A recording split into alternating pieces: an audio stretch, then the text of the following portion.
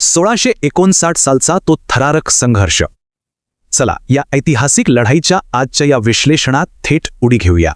एखादं महाकाय संकट समोर असताना काय करावं, प्रतापगडच्या या अविश्वसनीय लढाईतून याचं अगदी अचूक उत्तर मिळतं. विचार करा, वर्ष 1659 नव्यानेच उभ्या राहणाऱ्या स्वराज्यावर एक अत्यंत भयानक आणि मोठं संकट घुंगावत होतं. आदिलशाहीचा बलाढ्य सरदार अफजल खान सर्वत्र प्रचंड दहशत, विध्वंस आणि जाळपोळ करत तो प्रतापगडाकडे चालून येत होता. त्याचा हा क्रूर खेळ कशासाठी, तर शिवरायांनी संतापून उघड्यावर यावं आणि समोरासमोर युद्ध करावं यासाठीच. आता या दोन नेत्यांमधला हा मोठा विरोधाभास पहा. शारीरिक ताकद विरुद्ध कुशाग्र बुद्धी अशीच ही लढत होती. एकीकडे निव्वळ दहशतीवर माजलेला महाकाय सरदार, तर दुसरीकडे शांत आणि अत्यंत सावधगिरी बाळगणारे आपले शिवराय. म्हणूनच इथे निव्वळ शारीरिक ताकदीला महत्त्व नव्हतं.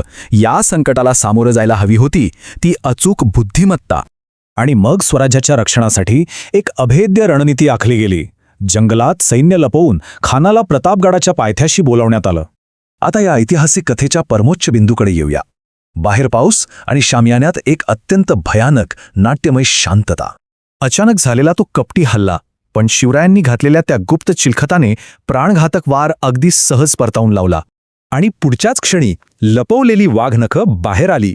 या एका प्रतिहल्ल्याने संपूर्ण युद्धाचा इतिहासच कायमचा बदलून टाकला. तो बलाढ्य आणि महाकाय राक्षस अत्यंत धक्क्याने कोसळला. हा क्षण म्हणजे खऱ्या अर्थाने बुद्धीचा ताकदीवरचा विजय होता.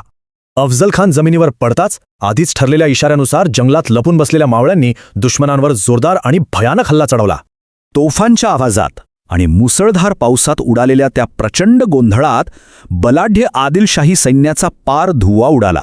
रात्र सरली आणि सोनेरी किरणांसोबत प्रतापगडावर भगवा मोठ्या डावलाने फडकला. एका महान ऐतिहासिक विजयावर शिक्कामोर्तब झालं होतं.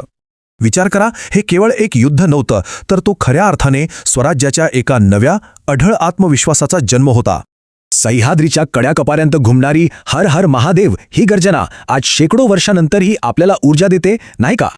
एक शांत आणि धोरणी मन किती शक्तिशाली असू शकतं हेच यातून सिद्ध होतं. खरंच अद्भुत.